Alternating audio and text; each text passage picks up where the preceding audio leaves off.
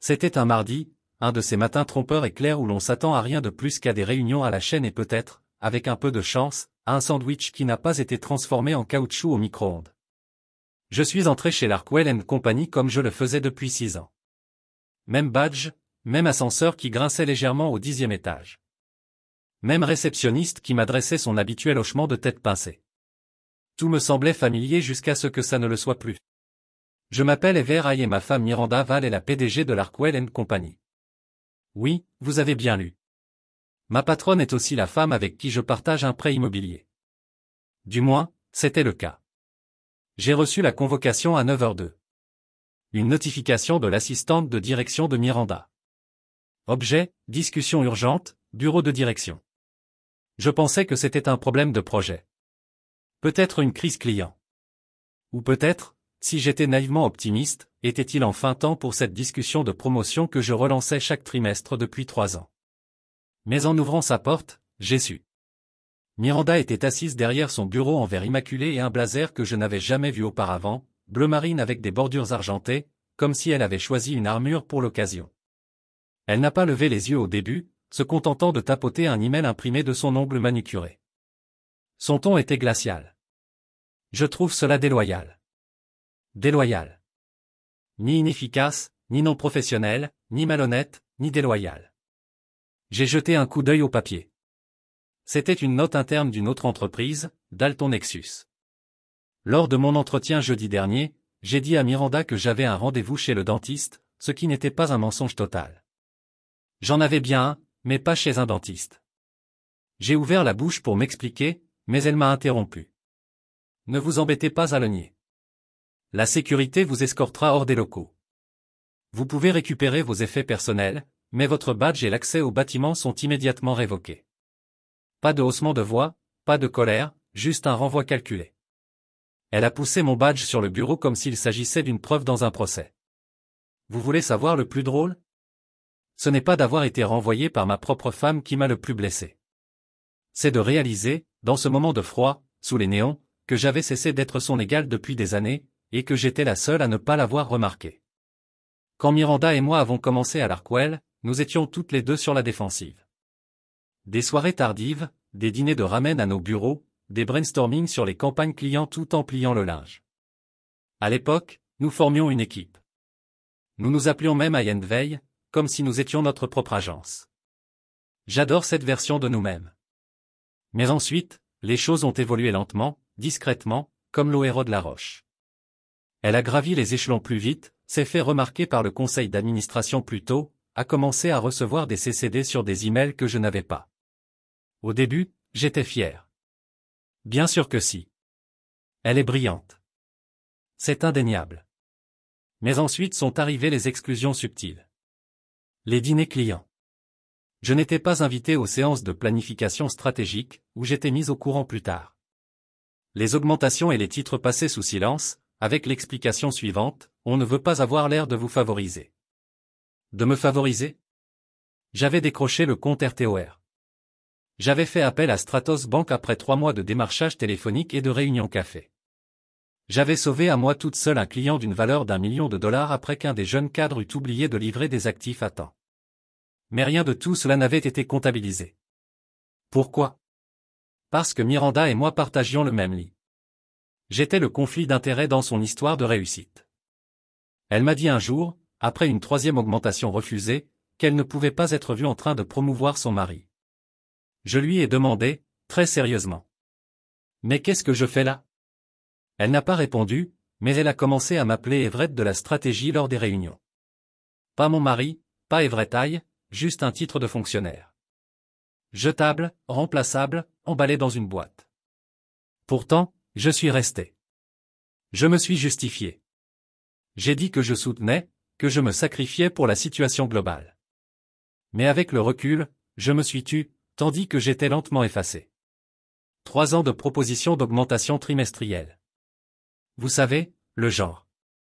Des PDF bien formatés avec des données de marché, des graphiques de performance, des revenus clients directement liés à mon travail. Toujours les mêmes lignes répétées, les budgets serrés, on se concentre sur l'infrastructure. Tu es valorisé, Everett, mais pas ce trimestre-ci. Pourtant, j'ai vu les nouveaux employés, dont beaucoup m'avaient suivi, obtenir de meilleurs titres, de plus grosses primes, de nouveaux bureaux. L'un d'eux a même obtenu la place de parking privé qu'on m'avait promise lors de mon dernier entretien. Miranda a dit que ce n'était pas de son ressort. Je n'ai rien dit jusqu'à ce que je ne le fasse plus. Un soir, après une autre conversation tiède sur mon précieux rôle en coulisses, j'ai ouvert mon ordinateur portable et mis à jour mon CV pour la première fois en 6 ans. Non pas par dépit, mais par respect pour moi-même. 2 semaines plus tard, j'ai reçu un appel de Reed Dalton. Il m'a dit qu'il suivait mes campagnes depuis un moment et qu'il voulait discuter avec moi, car ils envisageaient de développer leur service marketing interne et avaient besoin d'un stratège capable de construire quelque chose de A à Z. J'ai pris une demi-journée de congé. J'ai dit à Miranda que c'était pour un rendez-vous chez le dentiste. J'avais mis ma cravate et tout, j'avais même apporté du fil dentaire au cas où elle poserait des questions. L'entretien s'est bien passé. Ils m'ont interrogé sur mon expérience. Je leur ai raconté. Ils ont consulté certains de mes travaux publics et ont loué mon approche claire et axée sur les données. Reed s'est penché et m'a dit, « Vous êtes le fantôme derrière les victoires de Larkwell, n'est-ce pas ?» J'ai souri. J'ai vraiment contribué. Il a ri. Vous êtes poli. J'aime ça. Mais je le vois bien. Vos empreintes sont partout sur leur croissance. Il a terminé la réunion par une poignée de main et ces mots, « Nous vous contacterons et j'espère que la prochaine fois que nous nous rencontrerons, ce seront ses collègues. » Et puis mardi est arrivé. Miranda l'a découvert. Que ce soit à cause d'un bavardage RH, d'une fuite de mail ou simplement de la paranoïa, je l'ignore. Ce que je sais, c'est qu'elle ne m'a pas demandé pourquoi. Elle n'a pas dit, « Tout le monde, que se passe-t-il ?» Elle n'a pas dit, « Êtes-vous mécontent ?» Elle n'a pas demandé pourquoi vous ne m'en avez pas parlé. Non, elle s'est comportée comme une PDG, a révoqué ma promotion, m'a traité de déloyal, a fait un scandale sans en faire un, de manière chirurgicale et clinique. Mais ce qu'elle n'a jamais compris, c'est que je ne passais pas l'entretien parce que je cherchais à la blesser. Je passais l'entretien parce que j'étais déjà blessé. Je n'avais pas besoin de son approbation. J'avais besoin de respirer, d'être à nouveau vu. Pas comme son mari, pas comme un fardeau pour les relations publiques, mais comme le professionnel que je savais être. Assis à la maison en jogging, j'ai ouvert mon ordinateur portable et regardé le PDF de ma dernière demande d'augmentation refusée. Page 4, la projection du résumé. Avec un ajustement salarial de 20%, Everett Hale générera une croissance de chiffre d'affaires supplémentaire de 3,2 millions de dollars au cours des 12 prochains mois. L'horodatage, il y a 8 mois. Vous voulez deviner les chiffres réels? 3,6 millions de dollars. Et ce, rien que pour 2 clients, RTOR et Crestlin. J'ai tenu parole. J'ai dépassé les attentes.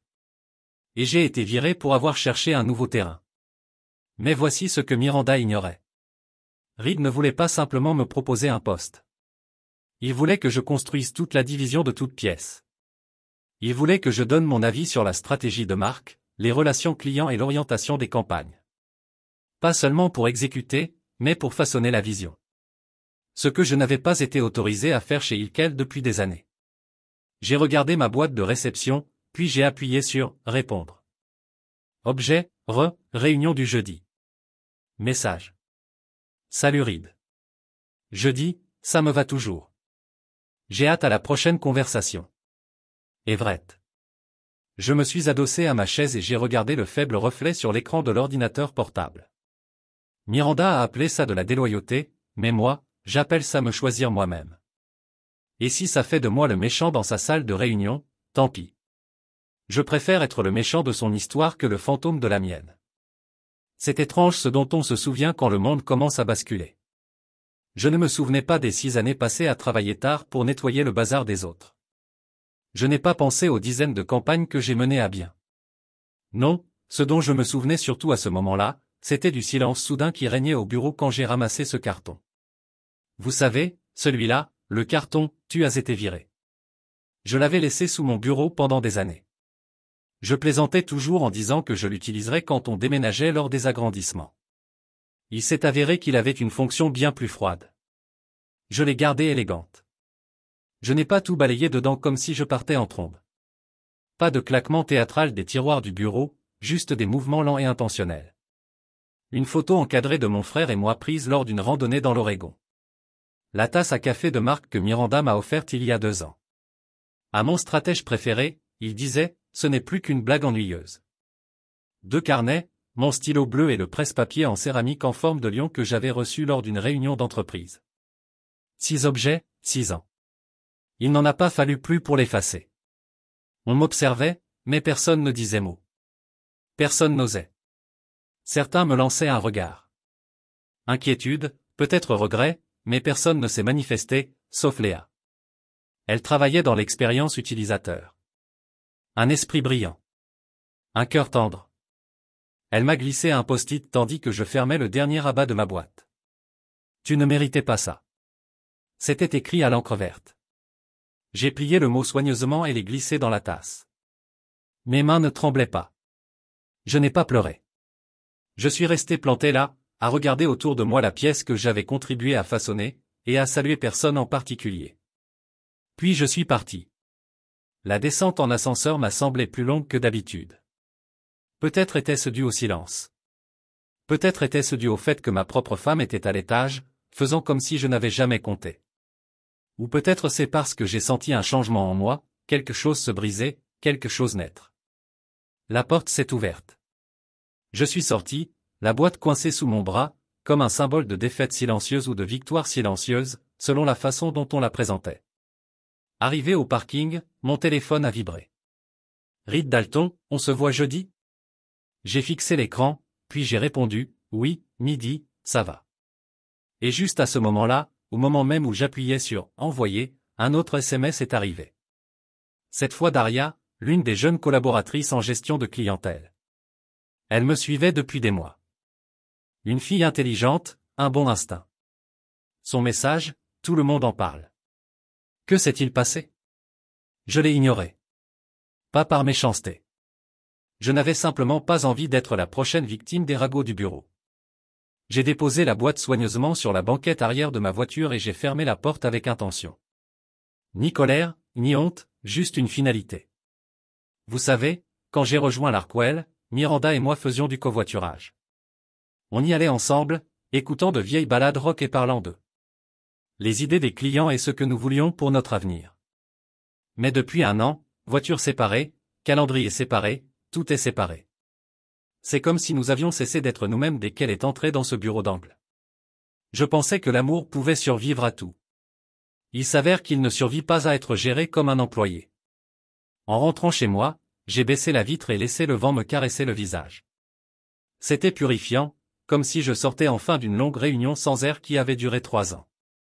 Arrivé à mon appartement, j'ai posé la boîte sur l'îlot de la cuisine et je l'ai contemplée. Tout ce que j'avais apporté dans ce bureau pendant 6 ans était maintenant contenu dans un seul carré de carton. Cela aurait dû être un échec, mais ce ne fut pas le cas. J'avais l'impression de mettre enfin de côté les attentes des autres et de me préparer à vivre selon les miennes. J'ai sorti mon ordinateur portable et ouvert un document vierge. En haut, j'ai tapé ce que je voulais maintenant.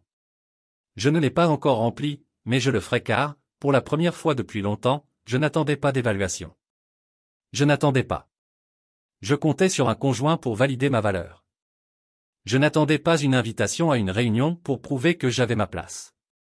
J'allais créer la mienne dès jeudi. Ce jeudi-là, j'avais relu le message de Reed Dalton au moins 10 fois. Nous avons quelque chose qui pourrait vous intéresser. Non pas, nous aimerions en savoir plus sur vous. Non pas, merci de votre intérêt. Non, Reed ne cherchait pas de talent. Il savait de quoi j'étais capable. Et maintenant, après que Miranda ait fait ce qu'elle a fait, j'étais libre de le prouver sans culpabilité, sans me cacher, sans regarder par-dessus mon épaule au cas où elle entrerait dans la pièce et déciderait soudainement que j'étais en train d'exagérer. Ce matin-là, j'ai sorti mon plus beau blazer du fond de mon placard. Pas celui que je portais pour les présentations au bureau. Celui-ci était ajusté, gris foncé, avec une doublure à carreaux subtils. Il disait, « Je n'ai pas besoin de votre approbation. Je suis déjà embauché. » Je me suis rasé. Je me suis vraiment rasé. C'est dire à quel point c'était sérieux. En arrivant au siège de Dalton Nexus, j'ai réalisé que c'était une toute autre histoire. L'Arkwell avait loué des bureaux au 6e étage d'une tour d'entreprise vieillotte, avec moquette beige et vue sur la ruelle derrière un restaurant de fruits de mer Dalton Nexus. Il possédait une tour de verre avec des jardins sur le toit et une installation artistique dans le hall qui coûtait probablement plus cher que la Tesla de Miranda. Je me suis enregistré à la réception, j'ai récupéré mon badge visiteur et j'ai été accueilli par une femme élégante nommée Nera, qui s'est présentée comme la coordinatrice exécutive de Reed. Monsieur Dalton vous attend, Monsieur High, pas Everett. Pas le mari de Miranda, juste Monsieur High. C'était agréable, plus propre, comme si on me redonnait mon nom. Nous avons pris l'ascenseur jusqu'au 28e étage. La porte s'est ouverte sur un vaste espace ouvert rempli de verre, de verdure et de gens qui n'avaient pas l'air de simplement survivre à leur carrière. Ils semblaient les posséder. Reed m'a accueilli à l'entrée d'un bureau modeste mais magnifique qui surplombait la rivière. Everett, a-t-il dit en me serrant fermement la main. Merci d'être venu si vite. Merci de m'avoir invité, et ne me reprochez pas mon blazer. Je me suis trop habillé. Il a ri. Je respecte l'engagement. Nous nous sommes assis. Pas de pitch deck, pas de présentation, pas de lecture de CV, juste deux personnes qui se connaissaient professionnellement depuis des années. J'ai appris votre départ de l'Arkwell, a-t-il dit au bout d'un moment. J'ai haussé un sourcil. Les nouvelles vont vite. Il a hoché la tête. Ce n'était pas à moi d'en parler mardi, mais je le savais.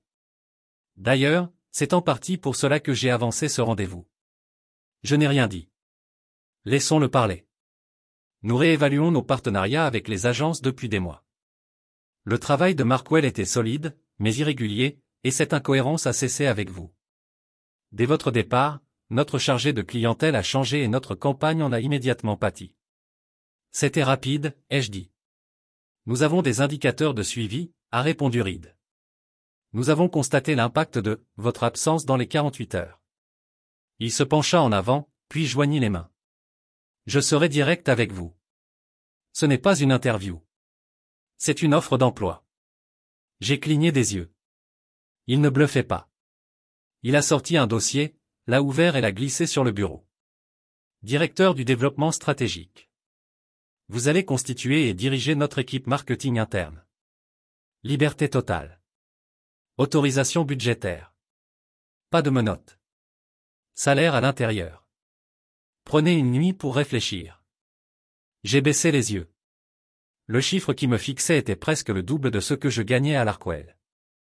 Plus que ce que j'avais jamais osé demander à Miranda, car je savais que la conversation dégénérerait en un débat moral sur le népotisme. Reed s'est penché en arrière, me laissant absorber. Ce n'est pas de la charité, a-t-il dit. C'est le prix du marché pour quelqu'un avec votre dossier. Vous n'êtes pas là parce que vous êtes disponible. Vous êtes là parce que nous vous observons depuis un moment. J'ai dégluti. Non pas par anxiété, mais parce que je me sentais enfin vu. Non toléré. Non toléré en silence, mais désiré. Puis-je être honnête? Ai-je demandé. Reed a hoché la tête. S'il vous plaît. J'ai tapoté le papier. C'était la seule fois en 3 ans que quelqu'un regardait mon travail et le qualifiait de précieux sans me donner l'impression d'en demander trop. Il n'a pas souri.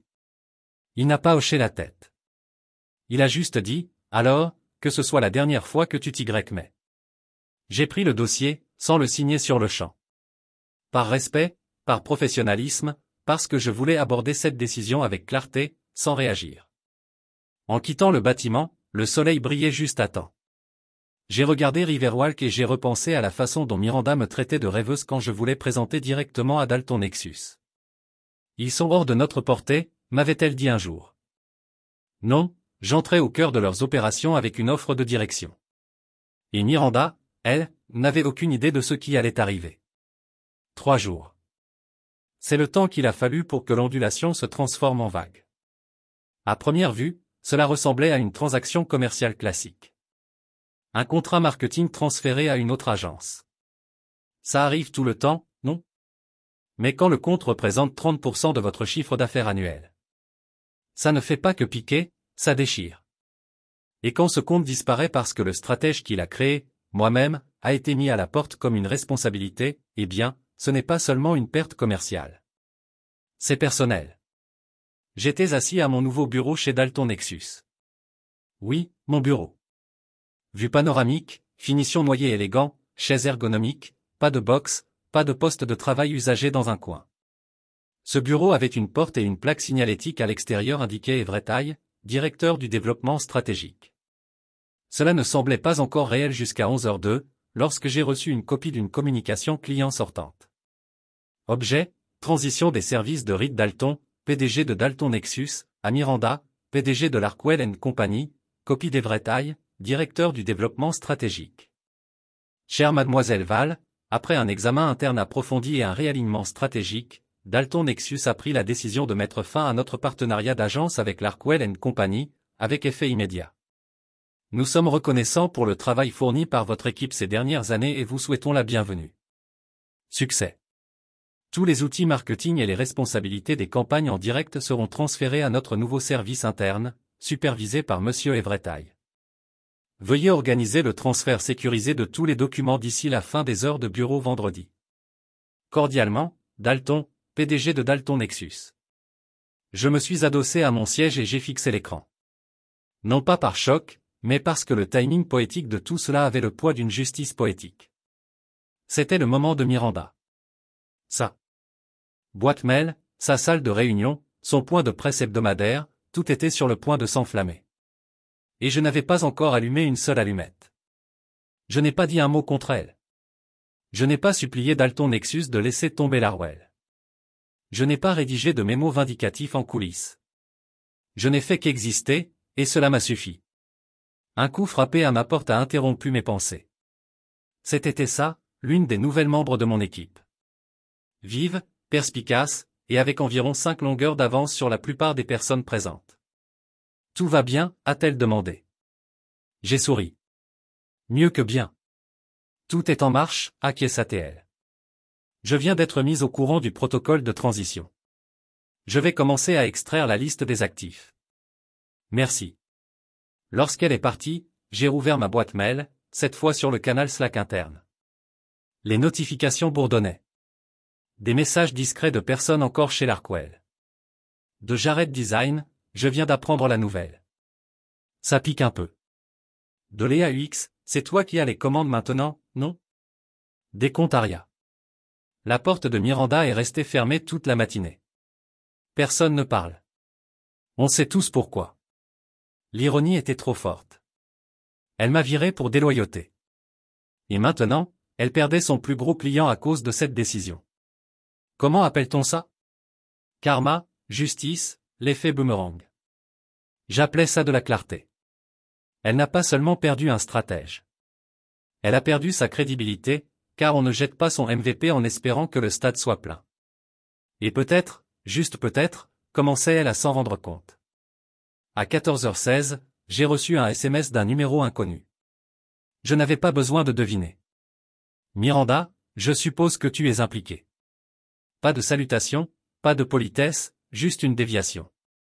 Je l'ai regardé fixement, en pensant à répondre, quelque chose de mesuré, de calme, comme si je ne faisais que mon travail, mais plus pour toi. Mais au lieu de ça, je l'ai laissé sur Reed, car rien n'est plus éloquent que le silence. Vendredi matin, je n'avais plus besoin de nouvelles d'initiés. Le buzz du secteur faisait la une. Larkwell et compagnie, autrefois positionnée comme une étoile montante de la stratégie de marque régionale, était soudain l'objet de regards en coin subtils et de conversations saccadées dans des salles de réunion vitrées. Le bavardage n'était pas fort, mais il était incessant. Vous connaissez ce murmure d'entreprise, celui qui se propage comme de la fumée, s'enflamme en vue, mais dont tout le monde sent le brûlure. Et au centre de tout cela, Miranda, la femme qui avait autrefois capté l'attention comme si elle avait inventé la gravité. Maintenant, elle peinait à tenir la salle. Je n'avais pas besoin d'entendre les mots exacts. J'y avais travaillé assez longtemps pour savoir à quoi ressembleraient les rumeurs. Ils avaient perdu Dalton Nexus. Cela représente près d'un tiers de leur portefeuille du deuxième trimestre. Qui gérait ce compte? Attendez, n'était-ce pas son mari? Oui, ça se répandait aussi. Apparemment, quelques employés, peut-être par culpabilité, peut-être par dépit, avaient confirmé les détails à des clients clés. Et quand la nouvelle s'est répandue que Miranda avait licencié son mari, qui était le stratège en chef du compte Dalton, 3 jours avant la fin du partenariat, eh bien, ça n'avait pas l'air d'une victoire de leadership. Ça ressemblait plutôt à de l'incompétence émotionnelle. Chez Dalton Nexus, on ne célébrait pas. Ce n'est pas la culture ici. Reed ne jubilait pas. Mon équipe était juste concentrée, à assurer une transition en douceur.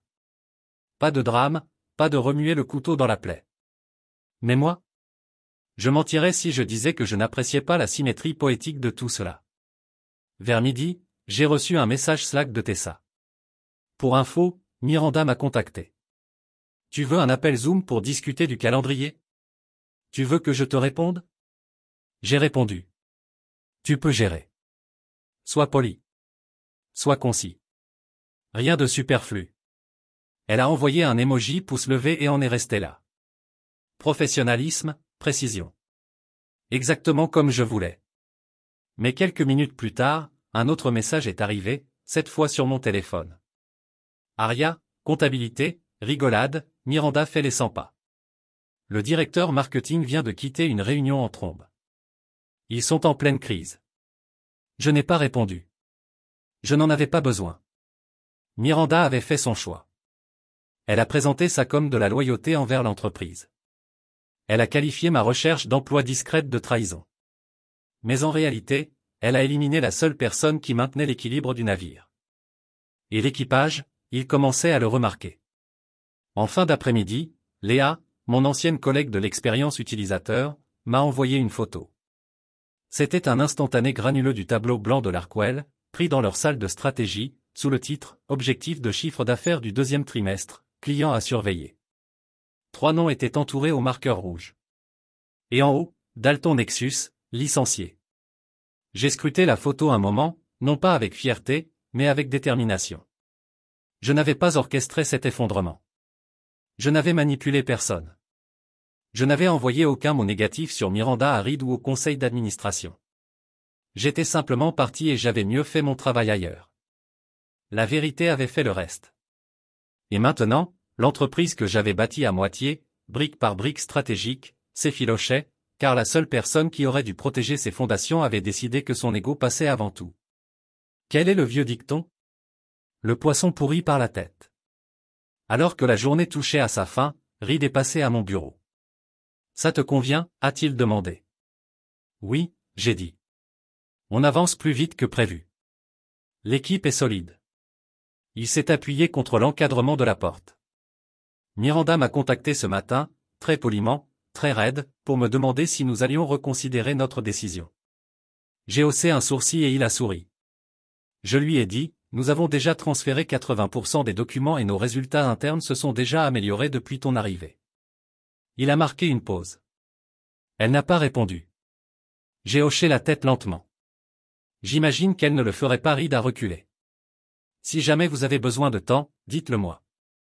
Ce genre de situation, je sais que c'est personnel. J'ai souri. Avant, c'était le cas. Maintenant, c'est juste une question de travail. Et je l'avoue, car entre avoir été renvoyé par la femme que j'aimais et avoir été embauché par quelqu'un qui croyait en moi, j'ai cessé d'avoir besoin de tourner la page. Je n'avais pas besoin que Miranda s'excuse. Je n'avais pas besoin que ma qualité de vie s'effondre. Tout ce dont j'avais besoin, c'était d'un peu d'espace pour m'élever. Et maintenant, je l'avais. Le lundi matin a commencé comme je l'aimais. Calme, maîtrisé. J'ai siroté mon café, sans courir après la montre, sans redouter la voix de Miranda derrière une porte close. J'avais désormais ma propre porte, et elle restait ouverte. Peu avant 9 heures, j'ai consulté ma boîte de réception. Un nouveau message a attiré mon attention. L'expéditeur était Carl Royce, membre senior du conseil d'administration de Larkwell & Company. Objet, demande de réunion. Urgent. Je me suis adossé à mon siège, sirotant lentement. Carlen Royce n'était pas un poids-plume. Un requin en costume sur mesure. L'un des fondateurs. Il s'impliquait rarement dans les conflits internes du personnel, sauf en cas de problème et je savais exactement ce qui se passait. J'ai ouvert le courriel. Cher Monsieur Hay, j'espère que vous allez bien. J'ai cru comprendre qu'un incident s'est produit la semaine dernière concernant votre emploi chez Larkwell & Company, et j'aimerais avoir l'occasion d'en discuter plus en détail avec vous directement. N'hésitez pas à me faire savoir si vous seriez disponible pour une brève conversation aujourd'hui ou demain, à votre convenance. Cordialement, Carlen Royce, membre senior du conseil d'administration de Larkwell & Company. Poli, raffiné, désespéré. J'ai souri, mais je n'ai pas répondu tout de suite. J'ai fini mon café. J'ai appelé Tessa au sujet du prochain déploiement de la marque. J'ai passé en revue les indicateurs de notre campagne avec l'équipe de développement. Ce n'est qu'après avoir réglé mon problème que j'ai répondu à celui qui a tenté de m'expulser. Bonjour, Carlin. Merci de m'avoir contacté. Je suis disponible pour un bref appel téléphonique à 16h30 aujourd'hui. Fais-moi signe si ça marche.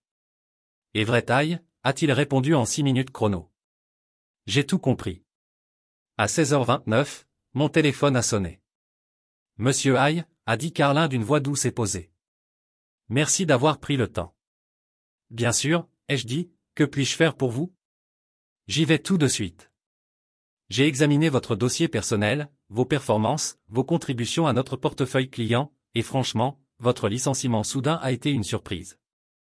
Je n'ai pas répondu, a-t-il poursuivi. J'ai également cru comprendre que vous aviez accepté un nouveau poste. C'est exact.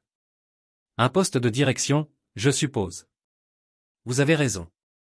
Il y eut un silence suffisamment long pour rendre la situation gênante. Nous aimerions vous proposer une réintégration, dit-il, avec un ajustement salarial complet et une promotion au poste de vice-président senior de la croissance stratégique. Nous sommes également prêts à vous offrir une prime à la signature de 10% si vous décidez de revenir. C'était une offre généreuse sur le papier, mais le papier ne disait jamais tout, Carlin, dis-je doucement. C'est très généreux. Mais j'ai évolué. Je dirige maintenant une division interne. Je suis maître de la stratégie. J'ai une équipe en laquelle je crois et je construis quelque chose de nouveau. Il y eut un autre silence. Plus froid, celui-ci. Il ne s'agit pas que de vous, dit-il, abandonnant son ton amical. Nous essayons de protéger une structure qui s'effondre. Ah, voilà. La vérité. Il ne voulait pas de moi pour moi. Il voulait la stabilité que j'apportais. Il voulait le confort client que je représentais. Il voulait colmater la brèche avant que le bateau ne coule. Trop tard. Je comprends, dis-je. Et je vous souhaite bonne chance. Mais retourner à l'Arkwell signifierait retourner dans un espace où je n'ai pas été vu avant mon départ. On ne règle pas ça avec un titre, soupira-t-il. Je suppose que je ne peux pas te convaincre. Non, dis-je, mais j'apprécie l'appel. Il hésita encore une fois. Pour ce que ça vaut, tu n'as jamais été le problème. J'ai laissé ça de côté une seconde. Puis j'ai dit, je sais. Et j'ai raccroché. Pas de colère, pas de jubilation, juste la paix. Car voilà le problème avec les offres tardives. Elles arrivent toujours trop tard. Mardi matin, on commençait tôt. J'aime être le premier arrivé. Il y a quelque chose de propre dans un bureau intact. Le bourdonnement discret des systèmes qui se réchauffent. La ville dehors se frottant encore les yeux pour se débarrasser du sommeil. On dirait un élan qui n'attend que ça. Je me suis assis au bout de la longue table de la salle de stratégie. Ma chambre maintenant. Pas un espace emprunté. Pas la salle de réunion supplémentaire de Miranda. La mienne. Tessa est entrée la première, suivie de Wa, puis de Bria et Nat. Mon équipe. Des esprits vifs, non blasés par les vieux systèmes. Des gens qui voulaient construire, pas seulement suivre. Nous nous étions réunis pour finaliser le déploiement de notre première campagne interne complète pour Dalton Nexus. Le package de rebranding pour un client tech que nous avions intégré la semaine dernière. Nous étions en avance sur le calendrier, ce que je ne me souvenais pas avoir dit une seule fois en 2 ans chez Larkwell. À 9h12, Reed est entré avec son café. Bonjour à tous. Avant de nous plonger dans le programme client, nous avons besoin de votre avis, Everett. Il a glissé un épais dossier sur la table et a tapoté le devant. Évaluation de proposition. Je l'ai ouvert. 3 agences. L'une d'elles était Larkwell & Company. Je n'ai pas scié. Leur contrat arrive à échéance le mois prochain, a expliqué Reed. Ils ont soumis une proposition révisée, un nouveau stratège principal, des tarifs actualisés, des services groupés. Il l'a dit d'un ton neutre, mais j'ai senti la question sous-jacente. Que faisons-nous de l'entreprise qui vous a licencié? La salle attendait ma réaction. C'étaient des professionnels, mais aussi des êtres humains. Ils avaient entendu des murmures. Ils connaissaient l'histoire. J'ai fermé le dossier et regardé autour de moi. les évaluer comme n'importe qui d'autre. Reed a haussé un sourcil. Même après ce qui s'est passé? Surtout après, ai-je répondu. Si on les garde, c'est parce qu'ils sont la meilleure option. Si on les licencie, c'est parce que quelqu'un d'autre l'a mérité, pas à cause de l'histoire. Bria a souri. À peine. Tessa a hoché la tête et a dit, tu es sûr que ça te va de diriger ça? Absolument, ai-je dit. Je n'ai pas le temps de me venger. J'ai un département à bâtir. Mais ce n'était pas toute la vérité. Je n'étais pas froide. Je n'étais pas détaché. Je n'avais simplement pas besoin de concevoir quoi que ce soit, car j'avais déjà vu la proposition.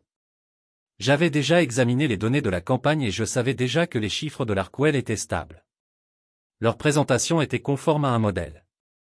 Le stratège principal était quelqu'un que j'avais encadré il y a 2 ans, un travailleur correct, mais pas prêt pour un compte de cette taille. En bref, ce n'était pas la meilleure option. Alors, lorsque la décision finale est tombée 2 jours plus tard, l'équipe de direction de Dalton a pris sa décision. L'email était bref et direct, adressé à Miranda Val-C.C. Everettaille. Objet, réorganisation de l'agence Dalton Nexus. Chère mademoiselle Val, suite à un examen approfondi des propositions soumises, Dalton Nexus a décidé de transférer son compte vers une division stratégique interne sous la direction de monsieur Everettaille. Nous apprécions les efforts et le professionnalisme de votre AY et vous souhaitons une réussite continue dans vos autres partenariats. Veuillez coordonner le transfert d'actifs avec notre équipe d'ici vendredi en fin de journée. Cordialement, Reed Dalton, PDG de Dalton Nexus. Voilà. Pas de vengeance, juste des résultats. Ni feu, ni colère, juste la fermeture silencieuse d'une porte. Je n'avais pas besoin que Miranda souffre. Je devais juste réussir publiquement, calmement, avec une précision si indéniable que le silence est devenu la seule réponse appropriée. À 16h47, Tessa m'a donné un coup de pouce. L'assistante de Miranda a répondu. Elle m'a demandé si on pouvait repousser le délai. J'ai répondu, dis-lui que le délai est ferme, mais souhaite-lui bonne chance. Puis je me suis déconnecté, je suis rentré chez moi, je me suis servi un verre de vin et, pour la première fois depuis des années, je n'ai pas eu l'impression de devoir regarder par-dessus mon épaule, car je ne survivais plus au système de quelqu'un d'autre. Je dirigeais le mien. Je n'ai pas répondu au dernier message de Miranda. Tu t'en souviens, non? Je suppose que tu y es pour quelque chose. Il est resté là, sur l'écran de mon téléphone, comme un caillou jeté dans une rivière, inutile, ne faisant presque aucune ondulation. Je ne l'ai pas lu, non par dépit, mais parce que je ne lui devais aucune explication. Je n'avais pas besoin qu'elle connaisse les rouages de ma nouvelle vie, mon nouveau rôle, ma nouvelle lucidité. Que pouvais-je bien pouvoir dire qui ne serait déjà clarifié par le fait qu'elle avait perdu Dalton Nexus et que je supervisais désormais tout ce qu'elle se vantait de maîtriser? Elle ne méritait pas de réponse. Elle méritait réflexion et j'espérais, derrière l'épaisse porte de son bureau, qu'elle le faisait exactement. Mais connaissant Miranda, j'en doutais, car Miranda Val avait passé des années à apprendre à taire la culpabilité et à la déguiser en ambition. Elle pouvait fermer les yeux sur la réalité tant que son nom restait affiché et que les gros titres restaient impressionnants. C'est pourquoi je ne me suis pas réjoui. Parce que quelqu'un comme elle n'y verrait que du carburant, un défi. Elle ne l'entendrait pas comme le miroir que je voulais qu'il soit. Alors, au lieu de répondre à son message, j'ai avancé. Je me suis concentré sur l'équipe. Nous venions d'intégrer une nouvelle start-up cliente, Vidian Lab, une entreprise courageuse et bien financée de San Diego qui cherchait à révolutionner la confidentialité des données. Ils avaient été recommandés par l'un des vice-présidents de Dalton et voulaient quelque chose d'audacieux, de plus audacieux que les campagnes de sécurité qu'ils proposaient depuis des années. Nous avons réfléchi jusque tard dans la nuit du jeudi. Ria a eu l'idée folle de transformer la propriété des données en une métaphore physique, un coffre-fort numérique dont les clés seraient faites de visages. Wa a créé un prototype d'interface utilisateur en moins de 4 heures et Tessa a coordonné une enquête utilisateur ultra rapide pour recueillir leurs commentaires pendant le week-end. J'étais baigné par une énergie dont j'avais presque oublié l'existence dans ce secteur. L'excitation de la création, du potentiel, d'être présente avant la victoire, et non pas seulement pour la récupérer. Et dans le silence entre les points d'équipe et les appels clients, les notifications ont commencé à affluer. LinkedIn, Twitter, Slack, les murmures d'anciens collègues. Avez-vous vu le communiqué de presse? Miranda se retirait des opérations quotidiennes. Le conseil d'administration de Markwell a publié une note de stratégie de réalignement à l'intention de tout le personnel. Je n'ai même pas lu les articles en entier. Les gros titres suffisaient. Elle n'était pas licenciée, mais on la déplaçait.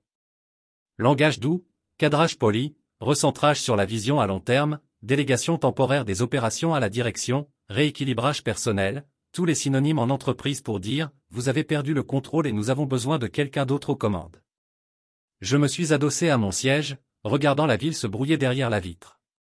Si vous m'aviez dit il y a 3 mois que Miranda ne dirigerait plus l'Arkwell, j'aurais ri. Je n'y aurais même pas pensé. Elle était faite pour le pouvoir, pratiquement née dans un costume de pouvoir, dans le monde extérieur. Elle était invincible. Mais maintenant, son silence était plus fort que sa présence ne l'avait jamais été. Elle n'a pas envoyé de message supplémentaire. Elle n'a pas appelé.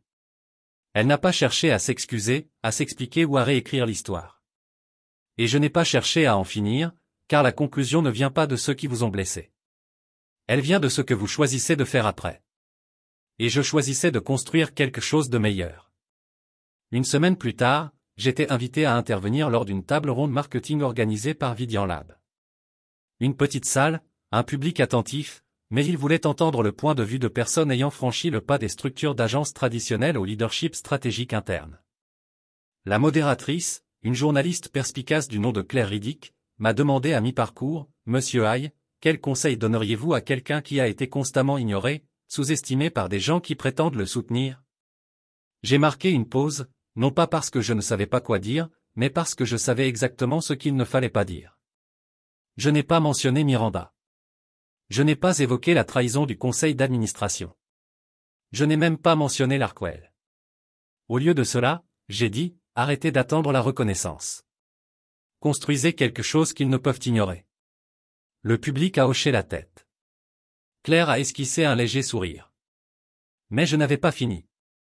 Il faut comprendre sa valeur avant que quiconque ne le fasse. Cela signifie conserver les reçus, vos gains, vos chiffres, vos heures.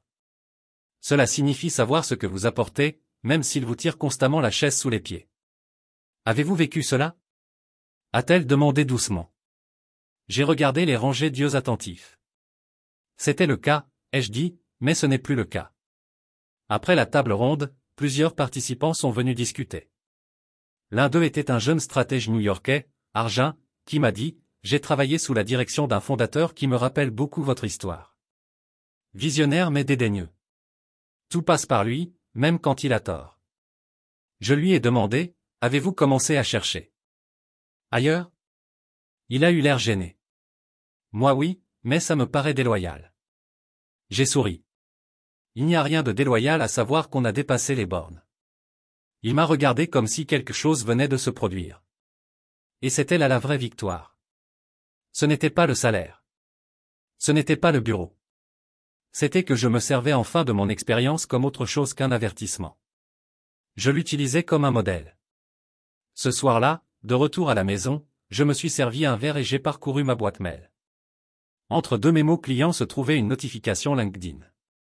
Miranda Valle avait mis à jour son intitulé de poste, fondatrice et consultante stratégique chez VA Advisory Group. Elle en avait donc fait quelque chose de nouveau. Je n'ai pas été surprise. Elle était toujours douée pour les changements de marque. J'admirais sa capacité à transformer le chaos en opportunité. Mais c'est le message caché qui a retenu mon attention. De Jessica L., réceptionniste à l'Arkwell. Je voulais juste que vous sachiez que depuis votre départ, 5 autres personnes ont suivi. Area est maintenant en freelance. Jared est chez Prism et je donne ma démission la semaine prochaine. Vous étiez la seule à avoir jamais fait en sorte que l'entreprise se sente en sécurité et puisse se développer. Merci de nous avoir montré qu'il y a une vie après l'Arkwell. Je l'ai lu 2 fois, puis une 3e. Et ce n'est qu'à ce moment-là que je me suis accordé une longue et lente inspiration. Parce que c'était la réponse à laquelle je ne m'attendais pas. Elle ne venait pas de Miranda. Elle venait des gens que j'avais laissés derrière moi. Des gens qui m'avaient autrefois regardé transporter un carton dans le couloir en silence. Maintenant, ils construisaient leur propre sortie. Non pas par rébellion, mais par prise de conscience. L'erreur de Miranda ne s'était pas contentée de me licencier. Son erreur avait été de croire que ma présence était superflue alors qu'en réalité, c'était le ciment. Et une fois le ciment disparu, les choses ne se sont pas effondrées du jour au lendemain. Mais elles se sont bel et bien effondrées. Pas de drame, pas de sirène, juste en silence, comme les fondations s'écroulant sous une maison dont trop d'étages reposent sur l'ego. Et tout ce que j'avais à faire, c'était de partir. Pas de vengeance, pas de scandale médiatique, pas de tirade sur les réseaux sociaux, juste des résultats. Ce week-end-là, j'ai retrouvé Reed et sa femme pour dîner. Un endroit décontracté, des tables éclairées à la bougie, pas de costume en vue. Autour des amuse-gueules. Il a levé son verre. À la paix, a-t-il dit avec la force du silence. J'ai rié, sachant qu'en ne pas répondre, il a trinqué. La meilleure stratégie de toutes. Et tandis que nous mangions, rions et parlions de ce que le prochain trimestre nous réserverait, j'ai réalisé quelque chose de profond. Inutile de crier quand on est déjà entendu. Un an plus tard, je me retrouvais dans la même salle de bal de l'hôtel où Miranda et moi avions assisté ensemble à un gala régional de leadership d'entreprise. Elle portait une robe noire élégante avec des épaulettes qui criaient au commandement. J'avais porté le seul tailleur décent que j'avais à l'époque, trop serré aux épaules, mais propre. Ce soir-là, elle fut appelée sur scène pour recevoir un prix de cadre supérieur prometteur. J'applaudis le plus fort. Je me souviens m'être penché et avoir murmuré, « C'est ma femme ». Avec un sourire fier et idiot. C'est drôle comme le temps change tout. Ce soir-là, c'est moi qui montais sur scène. Même hôtel, autre nom sur l'invitation. Et vraie taille, finaliste, prix d'avant-garde du secteur. Je me tenais devant une mer de tables, de cadres, de vétérans du marketing, de perturbateurs technologiques et de chargés de relations publiques raffinés. Et au lieu d'un costume moulant, j'emportais un anthracite foncé parfaitement ajusté, avec un subtil passepoil au revers. Pas de nervosité, pas de poids sur la poitrine, juste le souffle, juste la liberté. J'ai serré la main du présentateur, accepté la plaque et me suis avancé au micro. Je n'avais pas préparé de discours. Je n'en avais pas besoin, car ce que j'avais à dire n'était pas répété. C'était du vécu. Merci. J'ai commencé à scruter la salle. Il y a un an, je suis sorti d'un bâtiment avec un carton à la main. Et le sentiment que 6 ans de travail avaient été effacés d'un seul souffle. Il y eut un léger murmure. J'ai souri. Mais en vérité, ce n'était pas le cas, car on ne peut pas effacer la valeur. On peut l'ignorer. On peut la sous-payer. On peut faire comme si elle n'existait pas pour préserver son propre récit. Mais la vraie valeur, elle, ne disparaît pas. Elle trouve simplement un nouveau foyer. J'ai marqué une pause. J'ai trouvé la mienne chez Dalton Nexus. Non pas parce qu'ils m'ont donné un titre, mais parce qu'ils m'ont laissé construire quelque chose. Et construire quelque chose qui vaut toujours plus que protéger quelque chose de brisé. Les applaudissements n'étaient pas bruyants. Ils n'étaient pas tonitruants. Ils étaient réguliers, discrets, comme des gens hochant la tête à l'intérieur de leurs propres histoires. Parce qu'ils comprenaient, ils en vivraient eux aussi une version. Après l'événement, alors que la foule se raréfiait et que les gens se rassemblaient autour des plateaux de dessert et des portes de sortie, une femme s'est approchée de moi, plus âgée, cheveux argentés, manteau émeraude foncé.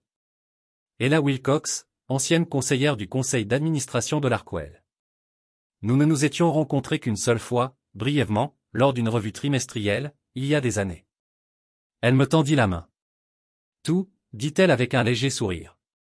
Tu as géré ça avec dignité. Merci, répondis-je. C'était la seule chose qu'on pouvait contrôler. Elle me regarda un instant, puis dit, j'aurais aimé qu'on la voie plus tôt. J'acquiesçai. La plupart des gens ne la remarquent que lorsqu'elle franchit le seuil.